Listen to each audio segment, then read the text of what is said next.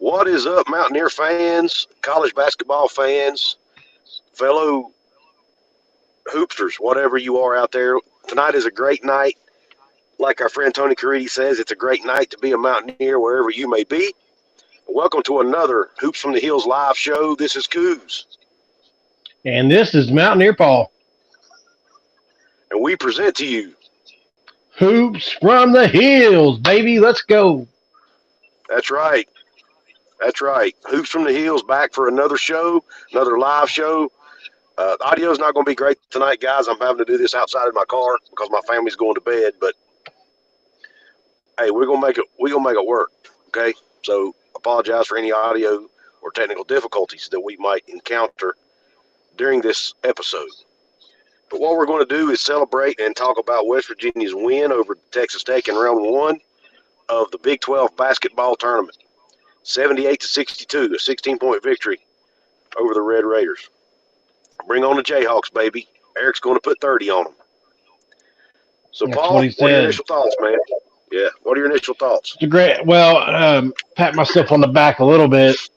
I predicted a blowout, and I also predicted that we would have either 4 or 5 players in double figures.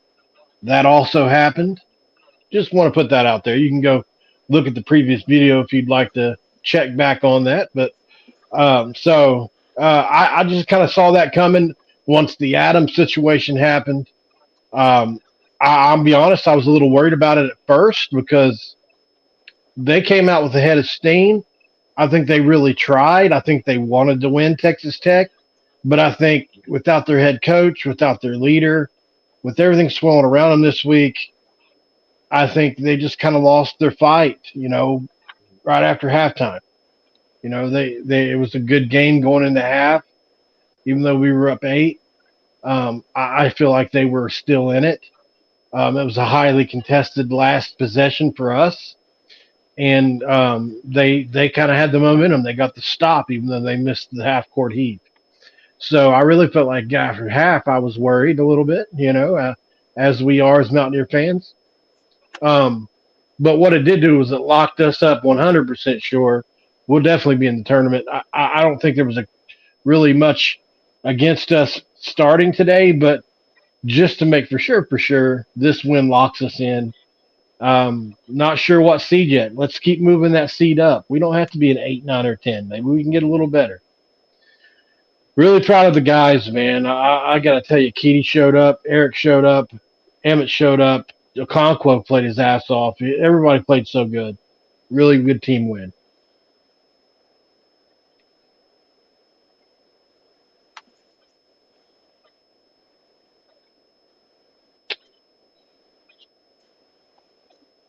Yep, I felt the same way, Curtis. Texas Tech looked like they checked out around the 8-minute mark in the second half. I agree. We still having some difficulties over there on your side, Couz. Sounds like it. John Kelly, how we doing, brother? Country Roads, let's go. Mountaineers. That's right, man. Hey, I can handle this thing single if we got to. Curtis D, 316, what's up, my dude? Well, we shouldn't be too tired and chomping at the bit to get revenge on Kansas tomorrow. I agree 100%, man. As a matter of fact, I felt like today was physical at times, but it wasn't too physical. Nothing like the Kansas State game was. So I truly do feel like this team will be motivated to go out and prove themselves against a team they've lost to twice this year. Guys, if you haven't already, we got 20 people in here. Try to get us up there. Get us 20 likes real quick if you can. Just move your finger a couple inches and like the video. And if you're not subscribed to Hoops from the Hills, we would certainly appreciate you subscribe to the channel. And drop a comment below. Let us know how you feel about tonight's W. What seed do you feel like the Mountaineers should be in the tournament? And also, how do you feel about Mountaineers' chances against Kansas tomorrow? We would really love to hear that. And Couz, you're back. I was just talking a little bit about the win and also about Kansas tomorrow and our legs and how we should be feeling.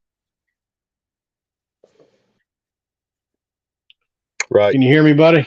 Yeah, okay. I mean, I apologize, everybody. I'm having major I'm having major technical difficulties for whatever reason. My internet is not working very good tonight.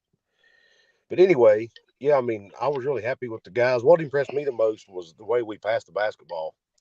I mean, they were swinging the ball around, moving the ball really well. Probably the best I've seen them do it, honestly, all year. And Paul, if you talked about that already, I apologize because I didn't hear a word you said. But No. the whole time you were talking, my internet was going in and out. But I was impressed with their ball movement. Uh, this team really looks hungry. What?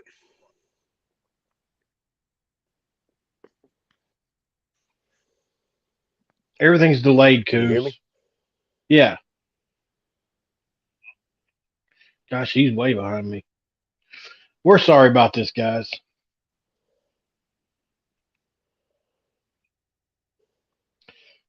Let's get some of these comments real quick. Can you hear me?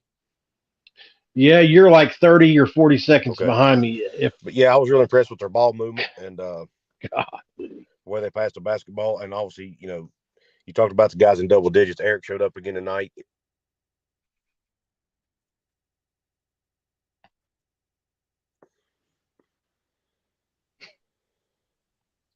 This is crazy, man. I'm trying to take myself out of here. I don't know how to do it.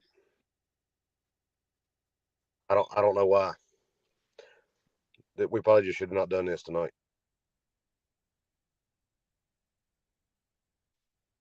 There we go, guys. We just do it like that from now. I apologize, everybody.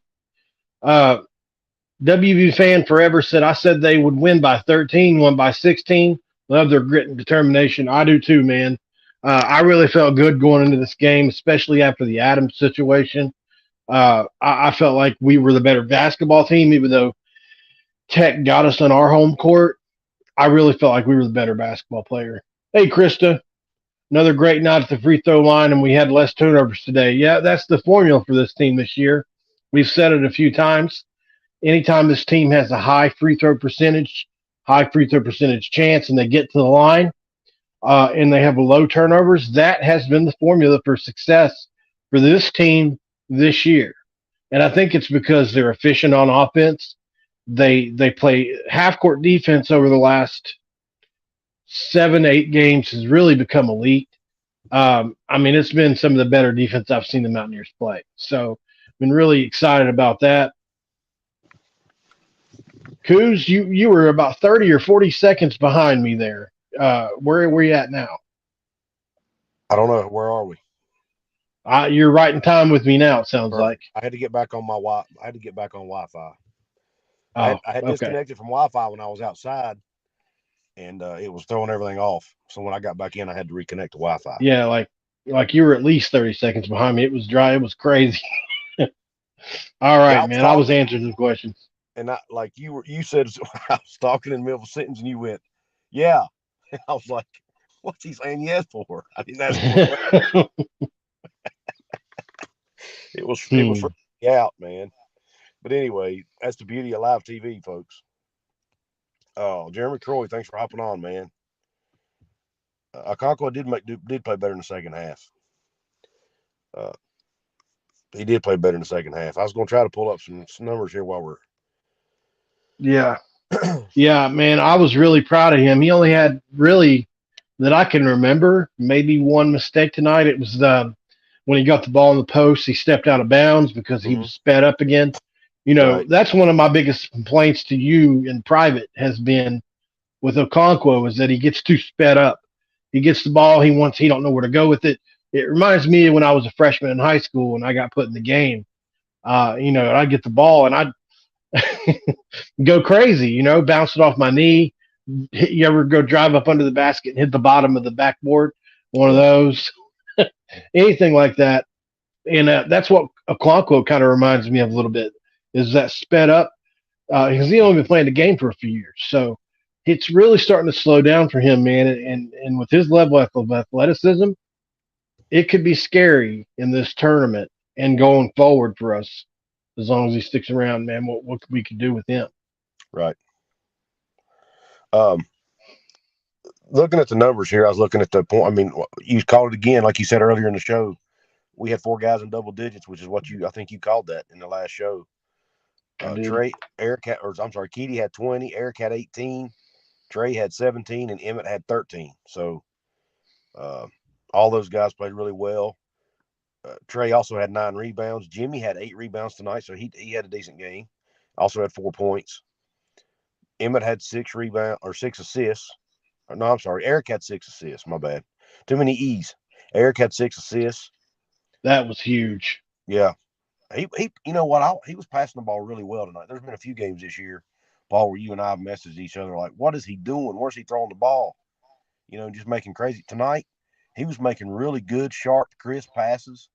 He was throwing it when he needed to throw it, getting rid of the ball when he needed to get rid of the ball. He was making good decisions, basically, which he doesn't always do. I don't like to dog him for it too much because, without him, we wouldn't be in the tournament, I don't believe. So, No. You can kind of live with some of the crazy turnovers for the shooting he brings and the Yeah. moxie he brings, but he does have a tendency at times to throw some crazy balls. But tonight he was on point, man. Yeah, I agree. We can win without him, like in any given game, but to not have him for the entire season, it's probably he's worth at least 5 games.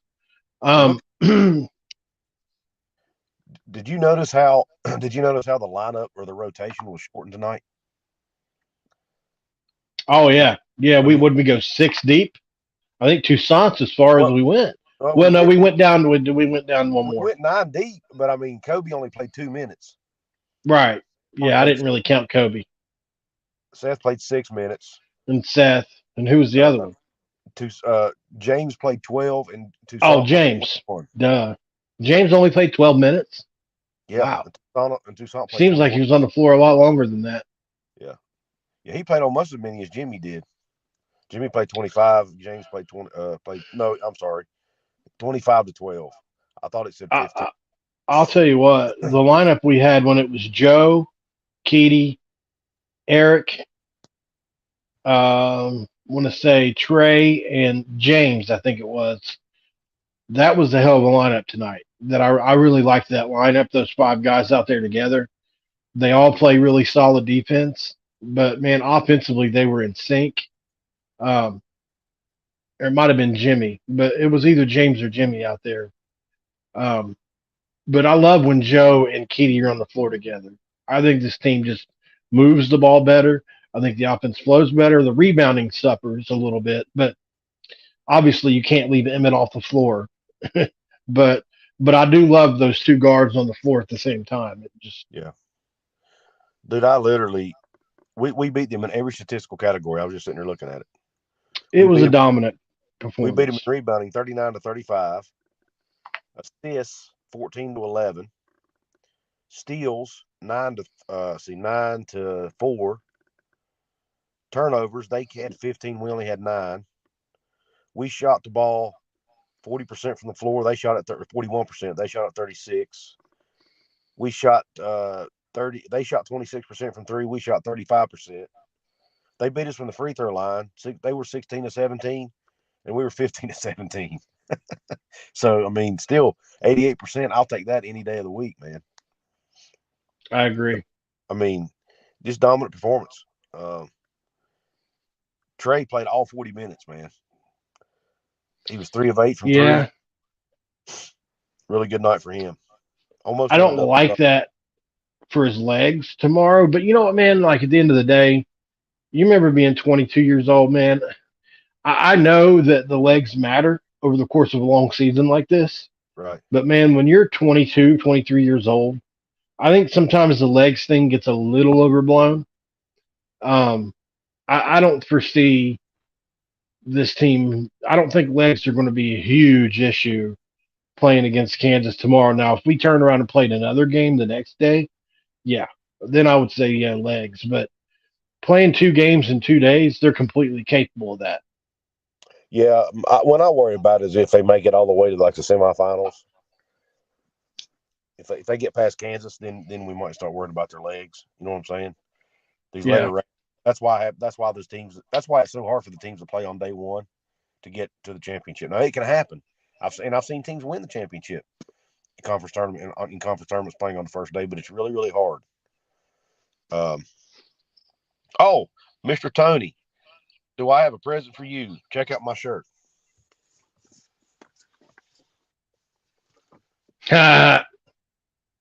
Since you want to make You that little should put comment, you can see it. what'd he say? I didn't even see it yet. He said WVU sucks 13-9. Matter of fact, he's Oh yeah. he's spamming up the thing. I'm just gonna block him. All right. He's a hoe. When they come in and do Our that, team. when you keep putting the same comment in there, that's trolling. You can't. Matter of fact, YouTube can actually shut our live stream down for that. So Right. anyway, so he's out. Anybody that does that's Danny. a douchebag. Just for future reference. Anybody who comes in any chat and does crap like that, it's okay if you want to talk a little bit of smack and be, it's all in fun. But when you just constantly put it in there like that, you're a douchebag. Anyway, let's get on with the show.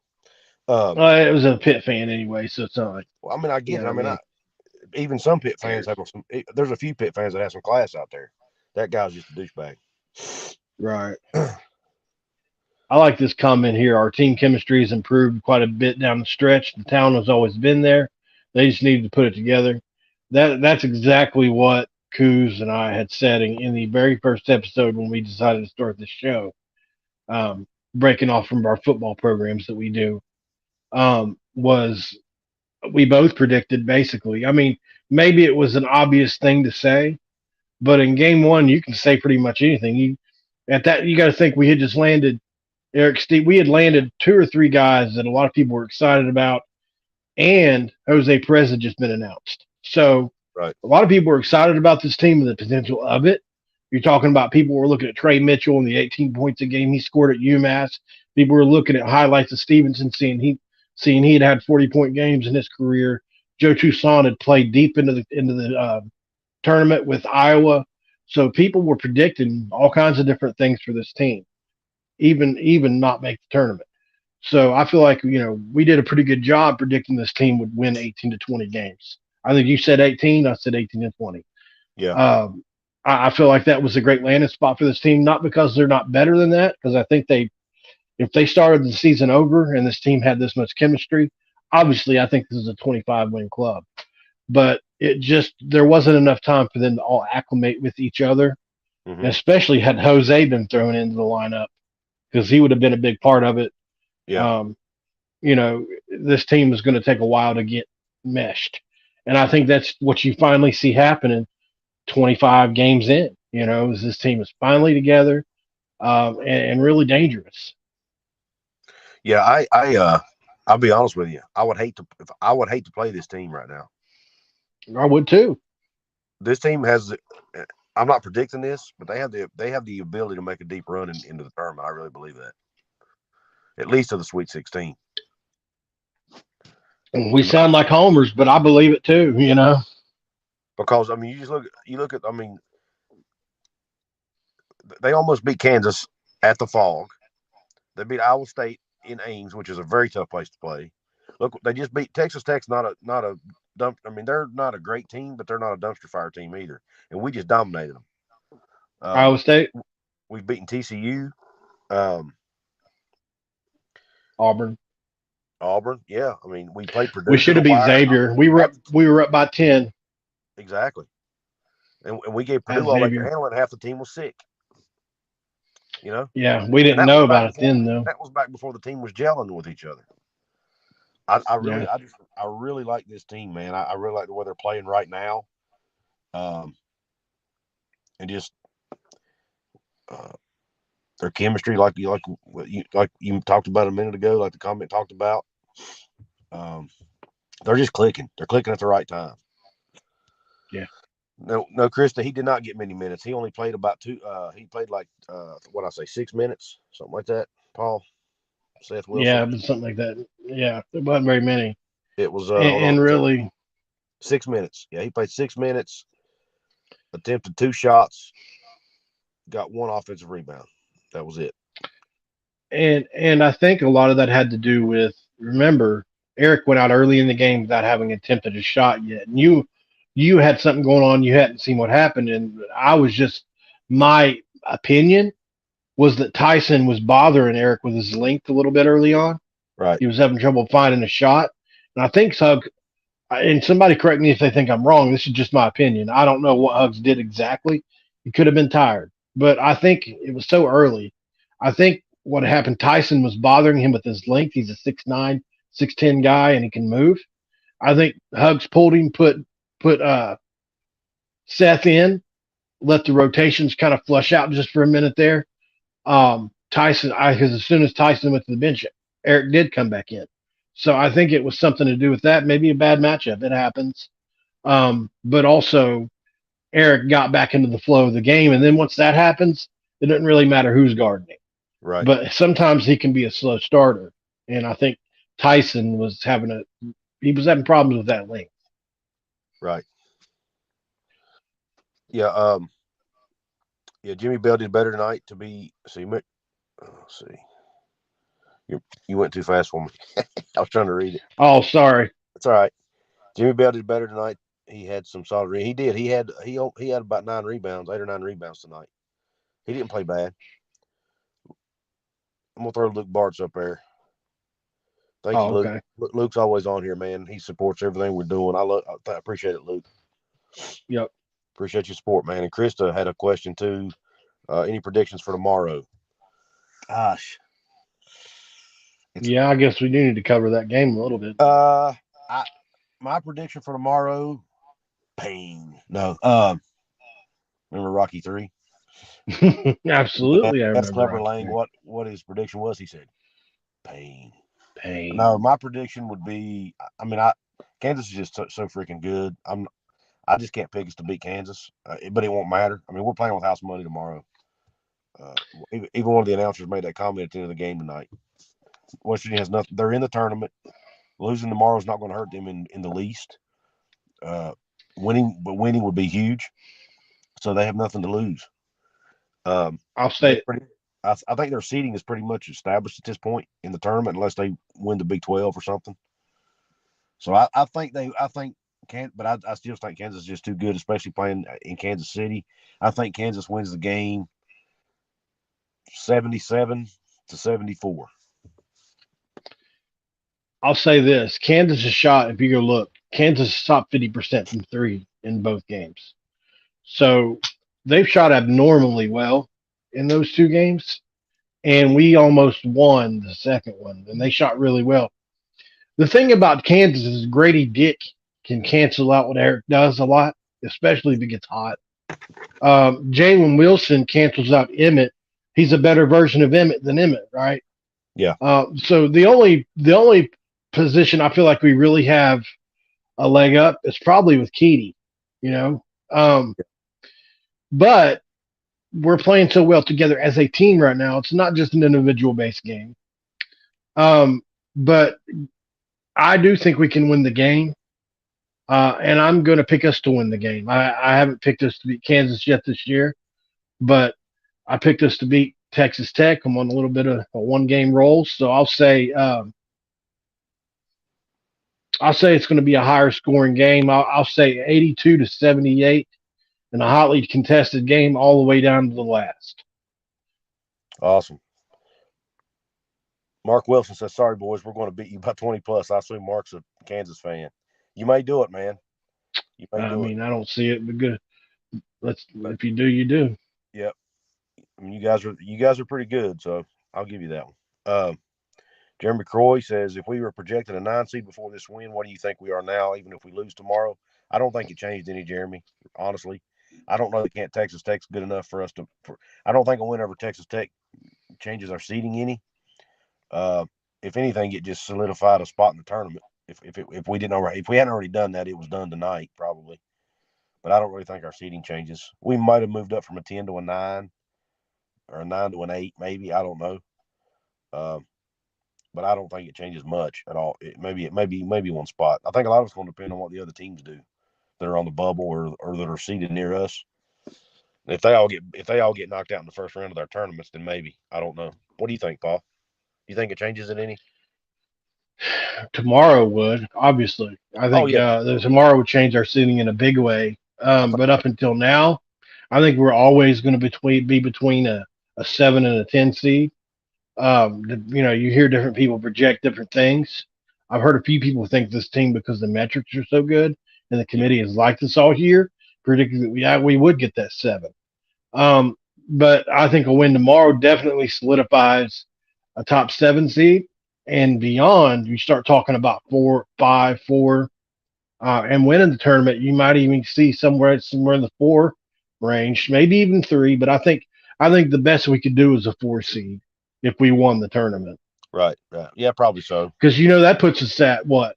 Let's see, that's is that 3 more games, so that puts us at 23 wins, right?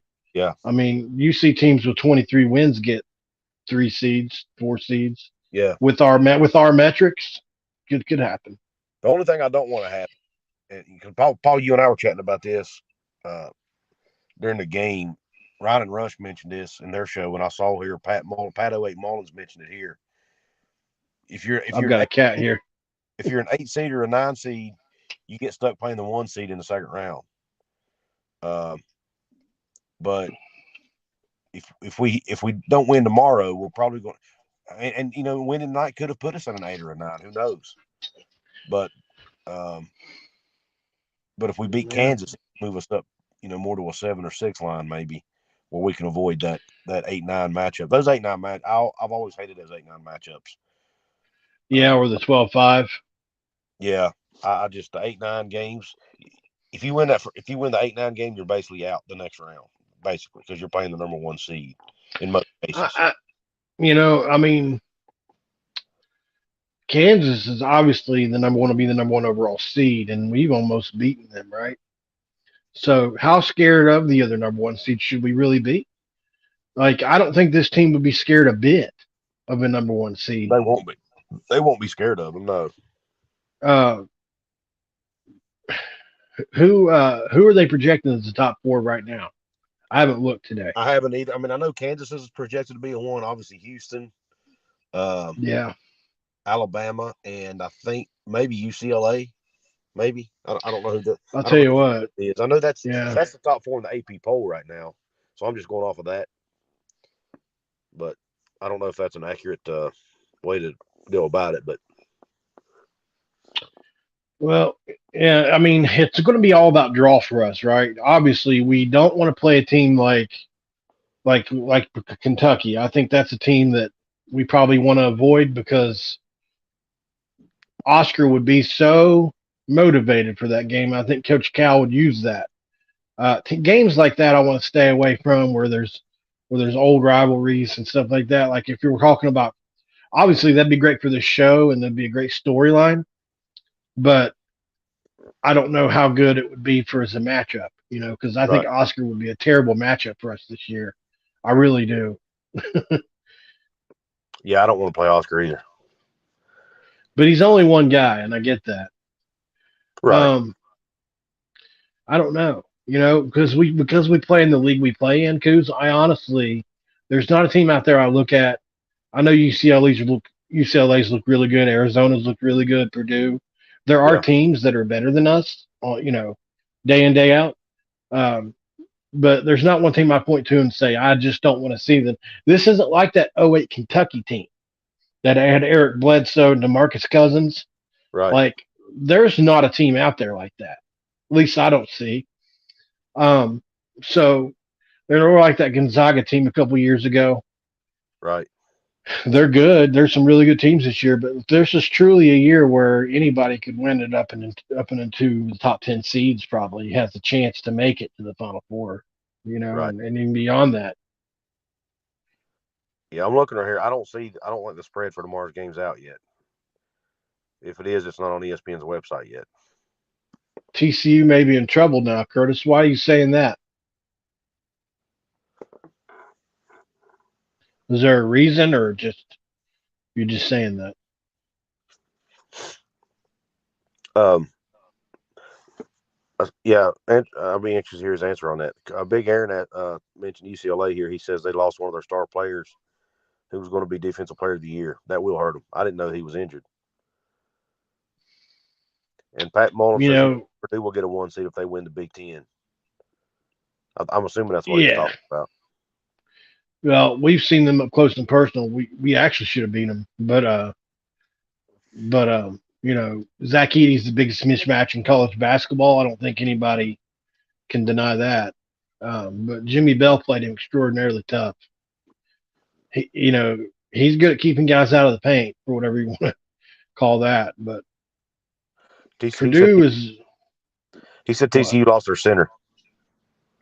Oh, Eddie Lampkin. Yeah, apparently he got into it with Jamie Dixon on Twitter or something. Oh, well, yeah, I heard about that. Okay, How'd I miss yeah, it? Where have I been? I don't know, but he is crucial to what they do. But we lost to them, and he didn't play worth a crap one day. Read that comment. Couz don't work under. Coos is doing work under a blanket for it. Yeah, yeah. I'm in my garage in my wife's car, man, and there's no.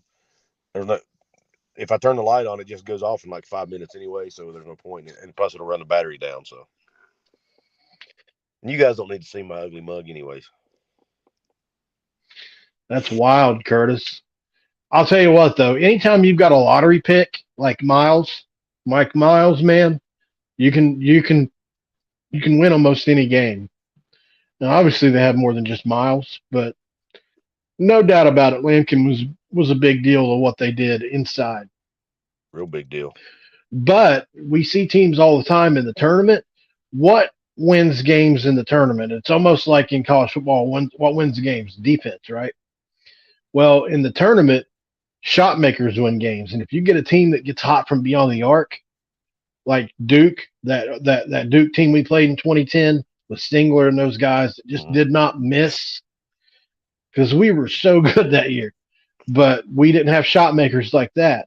And TCU's got a few shot makers, so they could do some work. But Miles can score on anybody one-on-one in the country. But that's a blow. Definitely. And I didn't. WV Mountaineer Kenny says we punched a 7C ticket already. Joe Lenardi said that himself. Interesting. I didn't know that, Kenny. He said that today. Yeah, when did he say that? Because I didn't hear it, and I'm not saying it's wrong. I just didn't hear it. Colt Rose has the secret formula right there.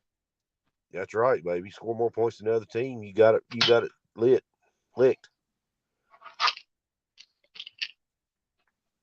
Defensive ball movement wins in tournament. Good point, Kenny. Kansas can be looking ahead to March Madness. This may be the time to strike.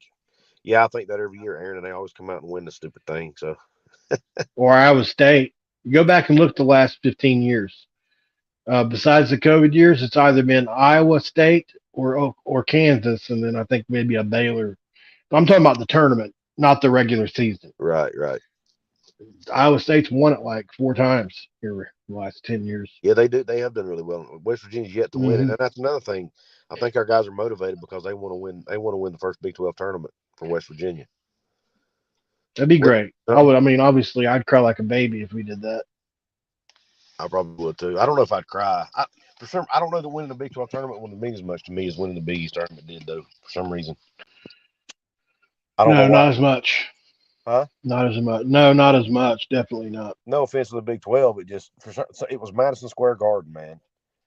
You know what I mean? And that team, they made so many buzzer beater shots. It was just such a magical season because they had so many close games and so many close wins. I'm actually more excited about March Madness than I am this tournament. Joe Mazzulla, man. Yeah, Missoula Magic, baby. I like what Krista said here. Go ahead.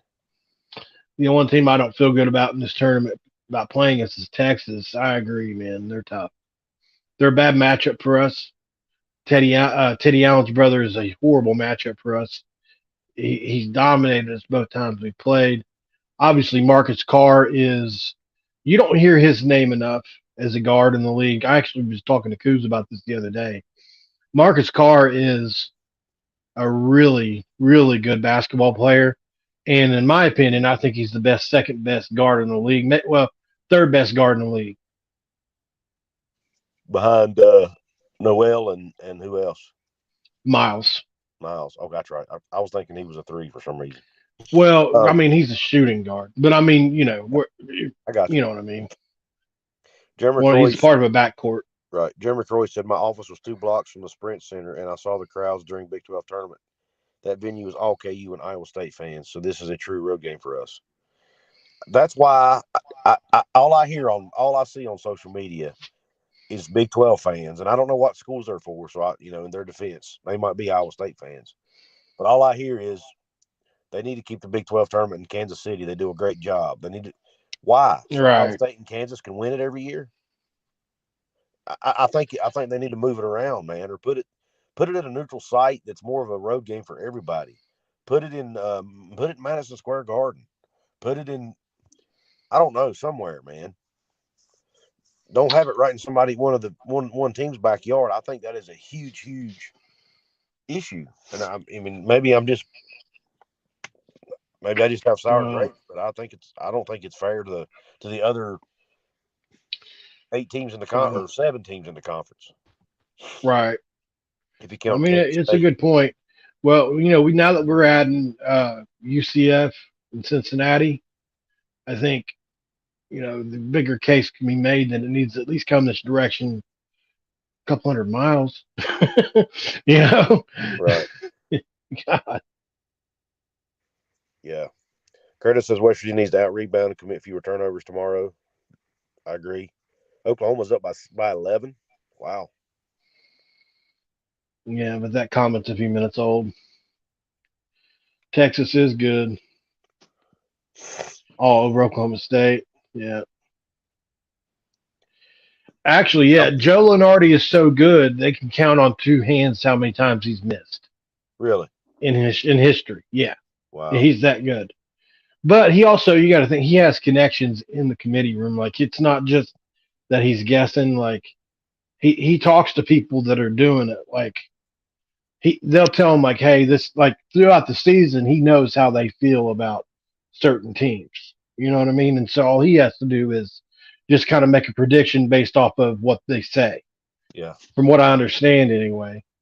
Which is why, the metrics we have this year is why he's so solidly had us in pretty much all year. Even during that 5-game stretch, we didn't move out of the tournament not once.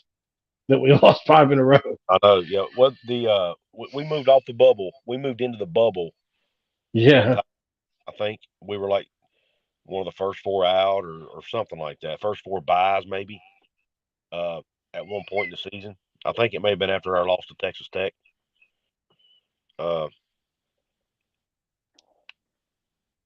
Couz need to dim your light if you think Big 12 is going to the Garden. I know, man. I just think they need to move it somewhere that's more of a neutral game. Nashville, that's a good one. I used to say Vegas, but Brett Yormark made a comment today that there's like 4 conferences that play their tournament in Vegas, so we don't need to be like everybody else. St. Louis is still, I mean, it's still pretty close to Kansas. The Barclays Center, it's still New York, but yeah. That's a great call because of Yormark, right? Yeah, it is. Obviously, he's got huge connections to the Barclays Center. Mm-hmm. As a matter of fact, now that you say that, I might favor that. Now, that would be the perfect place for us to go. Yeah. Perfect. It's the nicest arena in the NBA now, or at least one of them. Yep. And also, he took that thing from drawing no money to drawing the second most money of any arena. Right. He did a hell of a job with it. Huggins is now the winningest active coach, and that's because Boeheim retired today. That's true. Yeah, and that's news. And we go way back with Boeheim. I could never say I was a fan of his, but I had huge respect for him and the way he coached and the zone defense that he employed for all those years. It was so successful. The 03 team he had and the run they made. A lot of great memories about some of the Syracuse teams. Obviously, Eric Devendorf and those guys from back in the Big East days. Have a lot of great memories about them. And, he's been there for 60 years.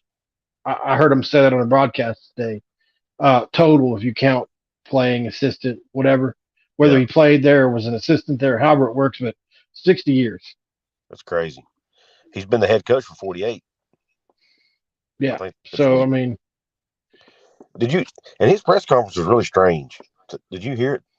I did. He said you got to ask them. Sounds to me like he wanted to stay, and that basically they said no, you got to retire. They forced him into retirement. But if you look at the drop off Syracuse has had over the last 5 to 8 years, I mean Yeah. they made a run. They made a run into the tournament. Was that last year? It was year before last. Year before last with a team like ours that had only won like I want to say 18 or 19 games, maybe 20. Yeah. Yeah, because they beat us in round 2. But other than that, he hadn't done much in a while. So Jeremy said in reality it should be somewhere in Texas or Oklahoma City. just somewhere away from the best team, home home court, basically. Yeah. Yep. That'd have been like when we were in the Big East. That'd have been like playing it in stores every year or something. Yeah. You know. Exactly. I saw a comment here about the zone, the Syracuse zone. Make that damn zone go away. We suck against that thing. I know, man. This is the one year we probably actually could have beat it with Eric and Trey and those guys that can shoot the ball. Couz. What do you think of the Big 12 adds 4 basketball schools like Gonzaga, UConn, Nova +1? Think there's anything to that rumor? Yeah. I think there's something 100%. to the rumor, but if you heard Brett Yormark's press conference today, he kind of laid a nugget out there for us. If anybody was He paying did. attention, he said that they asked him about huh? I said I was. Yeah, no, yeah, that's right, because you messaged me. They asked him. No, I was paying attention. They asked him specifically about Gonzaga, and he basically, I'm paraphrasing, he said, "I like Gonzaga." I think he said Gonzaga. He said, "I like Gonzaga," and heck, that might be how you pronounce it. I don't know, but he said he likes Gonzaga, and they have spoken with him, and they've been in constant communication with him apparently. But he said we're trying to see how everything else changes around us or throughout in other parts of the country, something of that nature. Like I said, I'm paraphrasing before we make any decisions. So he's basically waiting to see what happens with the Pac-12. Is essentially what he's doing. That's what he said without saying it. Essentially, Yeah, that's what he said. so they're not making Yep. any decisions until they see what happens with the Pac-12. He actually said our focus is somewhere else right now. It's exactly his exact words. Yep. Our focus is elsewhere right now, even though we've been talking to them. We love them. He also said we love the teams that we have.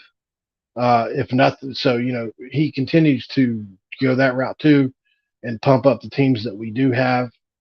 But St. John's is another team that I've heard along with Villanova, UConn, and Gonzaga, which are extremely really. I mean, St. John's brings the New York market. Georgetown, had they still been good, would probably be an option, but they're not. Patrick Ewing somehow did not win there, which was shocking to me. But so it'd be interesting. I think it's possible for sure. We know he wants to monetize basketball like football is and all that. He's got goals for that, which would possibly put us in line with the top 2 conferences, Big 12, Big 10, SEC, money wise. We don't know how that would work yet, but obviously, if he thinks it's possible, I'm not betting against him. Yeah, me either. Yeah, Pat Mullins, I'm with you. I think UConn probably brings part of the St. John's market as well. I mean, New York market as well. UConn, and they play. And they've shown they can play competitive football in the past, and this past year they played competitive, made a bowl game. But I mean, heck, they had some top 15 teams when we played against them, and they were pretty good. Yeah. So the right coach there in the right conference, and UConn recruit in all big money sports. Yeah. Chris says Marquette would be a good addition. I agree with that. Marquette's a really good team. Shaka Smart's a heck of a coach. Yeah. Obviously, I think Arizona is the best out there. Besides, even to me, better than Gonzaga, because you add obviously name a better basketball program out there that we could add. Not many come to mind other than Arizona, including Gonzaga. They haven't won any national championships. So obviously Gonzaga is a great ad. But I think Arizona, because obviously you get both sports with them. Right. Jacob Yoho says, I might be wrong. I think they need to move the Big 12 tournament to Wheeling, West Virginia. That'd be something, wouldn't They it? could bring it to Princeton, West Virginia. I'd be happy. Probably, I mean, where would they do it? There's nowhere in West Virginia that can hold that many people, I don't think. Charleston Civic Center, maybe. Coliseum. Maybe. It would be close. But I think the Sprint Center is probably, 10,000 people bigger, if not more. I don't even know how big the Sprint Center is. I don't know. I think it's bigger than the Coliseum. Oh, I can tell you. The Coliseum holds 14,000, so. It does. That it does. Oklahoma State's up 6 at the half. Colt Rose says playing good at the end is what WU has going right now. Tomorrow is a win. I hope so. I like your optimism. Can you ask people to subscribe real quick, Couz? I'll look up this. Yeah, everybody, please, if you haven't yet, please, anybody on here that hasn't subscribed to this channel, please do so. We're trying to get up to 1,000. We may have hit 500 by now. Last time I checked, we had 498. But we're about halfway to 1,000. So you guys help us get there, please. And like the video, like this live stream. Even if you're watching this after it's live, still please hit the like button. It still helps. And if you're live, hit it as well, because that like will stay there even after the live stream's over. Correction. Apparently they call it the T-Mobile Center now, Couz. Okay. I don't know when it's changed. Well, but T-Mobile bought out Sprint, so that's probably why. Right. But they're 19,000. Okay. That is bigger than. I don't think the Charleston Civic Center holds that many. I don't think. No, it's probably right around 10, I would say. Yeah, which they have redone it, but recently, but I don't know if they added seats or not. I had some really good fun times watching the Friends of Coal Bowl basketball version there. A couple times. Oh, I did too. Almost got into a fight with some Herd fans coming out of there one time. Pat Mullen says, love the show. You guys do good work. Nice talking to other fans. Thanks, man. We try. Speaking of Marshall, this is totally off topic, but in doing research for a video today, Marshall gets more TV viewers than a few Power 5 schools. I'll just throw that out there. Wow. Yep. They get about 274,000 viewers a week. Not too bad for a Conference USA team. Yeah. I think he's talking about Jim Boeheim. I saw that comment earlier and forgot to address it. Did Jim Boeheim kill somebody in a DUI one time? Paul?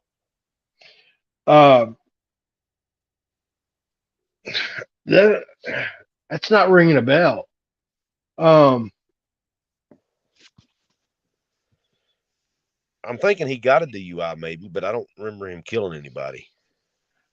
Was that like back in 2019?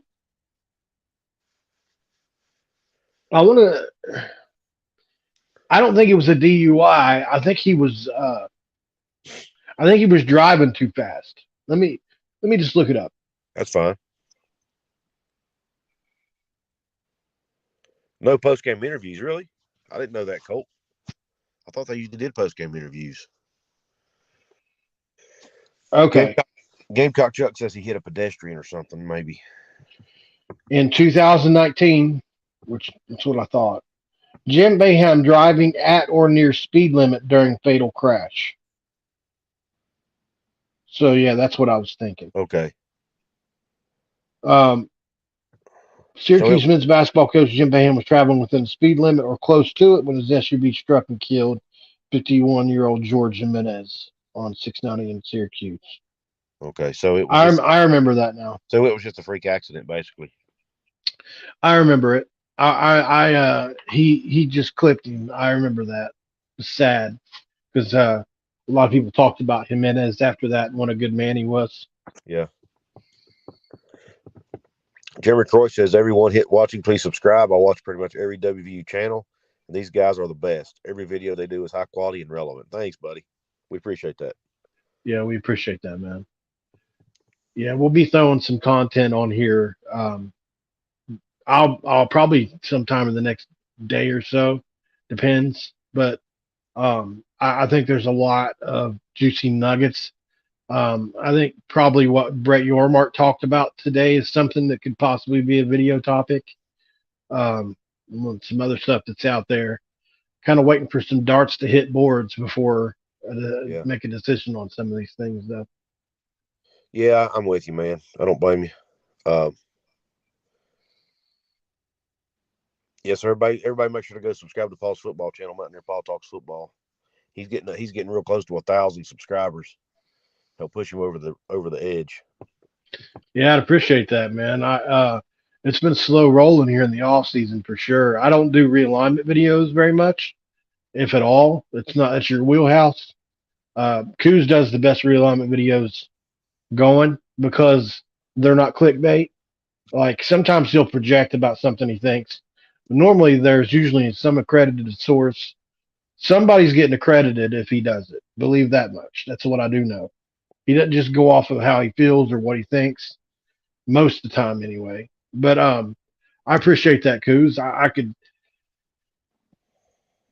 definitely use 1,000 subscribers, man. That'd be great. Yeah, you're getting close, man. You'll get there in no time. Maybe spring ball pushes you over the edge. Yeah, Should I was here I was thinking so. about 2 weeks. A little actually less than 2 weeks. But anyway. Yeah, that's a shame that they're not doing post game interviews. Yeah, I live for those. Yeah, I don't understand that. But anyway. All right. Paul, is there anything else you want to talk about before we jump off of here? No, guys, if you want to support this channel financially as well, um, Couz, if you don't care to drop that in the chat real quick, What's that? we Sorry, I'm drop reading. the Cash App I thing you can't. have or I whatever can't for because your it channel. won't let. It won't let me on the phone. Oh, okay. It's just Couz's Corner on Cash App. Couz's Corner on Cash App, PayPal, Venmo, all of them. Couz's Corner. I appreciate that, Aaron, Yep. Big Aaron. I really do appreciate that, and I love the White Pony album as your avatar or whatever you want to call it, right Oh, I there. did not call that. Deftones, Yeah, it is the Deftones. White Pony album, one of the greatest. Listen, 2005 Bogarts in Cincinnati. I was there. I watched them do. That was during that tour, and man, I had such a great time watching Chino sing and Bogarts, just like 400 people. We were all smashed in there. That was a great concert, man. So I love that album. But yeah, guys, if you want to support the channel financially, Couz's Corner on Cash App. Uh, and obviously we split anything we get. We're not monetized here on this channel yet. We're going to get there. So we during lives, we don't ask during like, just normal videos, but during lives, we like to bring it up once anyway, in case, you want to. Yeah. Kelsey Whitlock says less than 24 hours between games is why they don't do post game interviews. I wasn't aware of that. That's interesting, but it makes sense to be honest, because they got to get some rest and they probably got to get back to their hotels and get into bed. Yeah. Brad Smith, thoughts on Jimmy Bell not being a D1 caliber player? Question mark. If being big and hard to move is the only thing that matters, Huggins should go get Refrigerator Perry to be the Mountaineers' new starting center. I think there's more to Jimmy than that, man. He's got quick feet. Jimmy's been banged up too. We got to keep that in mind. He's been dealing with some kind of leg issue, and I'm not real high on Jimmy either, Brad. To be perfectly honest, so I'm not trying to be some sunshine and rainbows guy here. I don't think he's not a great player, no, but he's probably the best option we have right now. To be honest, I'd like to see him go out and get another Derek Culver type guy or another Yeah. somebody like that. Really, is who we need. And maybe James Okonkwo can be that guy, or maybe he'd probably be closer to like a Sags type player. But maybe he can be that guy. I don't know, but I don't think he's there yet. That's the problem. But Jimmy's faded for some reason here the last few weeks of the season. Well, he's been injured, remember? Yeah, he has been banged up, that might be the sole reason.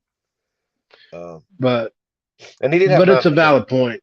He did have 8 or 9 rebounds tonight, so he didn't have a terrible game. But Brad, I also Well, get your point, man. I mean, that's a fair critique. yeah, I agree. I mean, listen, I have Couz and I we scream at each other during the games. Whether stuff we disagree with or agree with, and sometimes we don't agree. We don't always agree on things, but there's been a few times where I've been really mad at Jimmy Bell this year, just based on his potential at times has looked really high. You look back at the TCU game when he dominated Eddie Lampkin. I think he had 18. I don't know how many rebounds he had that day, but he played really well that day. Yeah. And then to not come anywhere close to that against you score 18 against one of the best bigs in the league, and then you don't average even 3 or 4 points a game against everybody else. It's really weird, and it wasn't like he was just getting cleanup. It was he was dropped. They soloed Lampkin on Jimmy. That was one thing, and he was able to get his. But like tonight, you seen he tried one shot over his right shoulder, and it was short off the front of the iron. And I've seen that a lot from him over the last 10 weeks, where it looks like I don't know what's going on downstairs. He's a big guy. A lower body injury pretty much knocks him out of commission as Yeah. far as jumping goes. And he was dunking it a lot during some of the earlier games. Point being, though, yeah, Jimmy has not played like a D1 big on offense, but on defense, he really played well today, and he leads the Big 12 in offensive rebounds. Don't forget that. He does lead the Big 12 in a category. So he does have a place on the team. And Pat Mullins is saying he's giving his Field of 68 a shout out. Says to check out their show at 11 o'clock. They'll probably be talking about West Virginia. Thanks for that, Pat.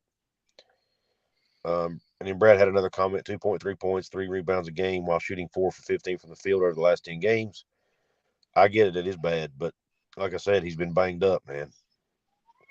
And I'm hoping that's the reason. But with these JUCO, which I know he was at St. Louis for a while, and then he went the JUCO route and come back to D1. But it's usually year 2 before those JUCO guys really start clicking in Huggins' system. I mean, look at Keedy Johnson. It's year 3 for him, and he's just now really playing to his potential. Yeah. So it takes a year or 2 for these guys, these JUCO guys. Jimmy Bell isn't in the game for offense, guys. He's in there to play defense, rebound, and have the size to stop other teams' big men. Doesn't mean he's stunk. Fair point.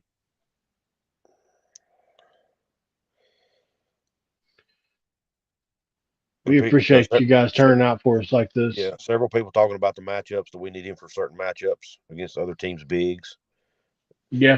And Big Aaron, that's fire, man. Appreciate that love on the avatar. I've seen Deftones 14 times. Sounds like a great show for you. I'll be donating. Thank you, Aaron. Appreciate that, man. Bell will be much better next year. I agree with that, Colt. Yeah, thank you guys for turning out. We had I think we hit over 50 people a couple times on this stream. That's good for us with this size channel. So we appreciate you guys and gals for hopping on here with us and everything. Appreciate the support. Appreciate the comments. Even if you disagree with us, we appreciate the comments. And Randall, he is the number 1 guy. He's number 2 actually. Jim Calhoun is still coaching at some small school somewhere. He's actually ahead of Hugs on that list. Yeah, that's true. And so is Rick Pitino, which at Iona. Maybe it's Pitino then that I'm thinking about. Maybe Calhoun's already retired. They said he's second on the list. Maybe it's. I thought Calhoun was somewhere, but maybe not. He's old too. He's a little older than Hugs. Kelsey Jimmy Bell is a senior, but he still has a year of eligibility because of COVID. Yeah. Jimmy and Joe and Trey all have another year of eligibility if they choose to use it. It's all right, Gamecock Chuck. We thank you for being on here when you can, man. No worries. Yeah, we appreciate your support, brother. We really do. Yeah. For those of you guys that are still here, we appreciate you guys, man. Like Kelsey said, that's what the replays are for. If you can't catch the live show, go back and catch us on the replay. Yeah, we'll be there on the replay. Hopefully for eternity. All right, listen, guys, it's been right at an hour for us. For those of you who've been here the whole time, I really apologize for the technical issues we had at the beginning. And sorry that I'm in the dark, but like I said, you don't need to see me anyways, as long as you can hear me. You got a face in it for radio. That's right, baby. And I'm so dang stopped up, you probably can't hear me either. I've been dealing with some Hold kind of head on. cold crap all week. Pat Mullins' comment deserves to go up there before we There go. you go. I like that positivity. I like the positivity. But anyway, all right, guys. Paul, any last words before we part ways, man? No, really appreciate you guys, and Big Aaron, really appreciate you for donating, man. That was really awesome, nice that we had to do. We really appreciate you guys, man, and look Absolutely. forward to keep on building some relationships with you guys, man. We appreciate all this, we really do. We do. Guys, we thank you. Thanks for tuning in. Until hopefully I don't know if we'll be able to do this tomorrow or not, but whether we do or not, we're out for now. See you the next time.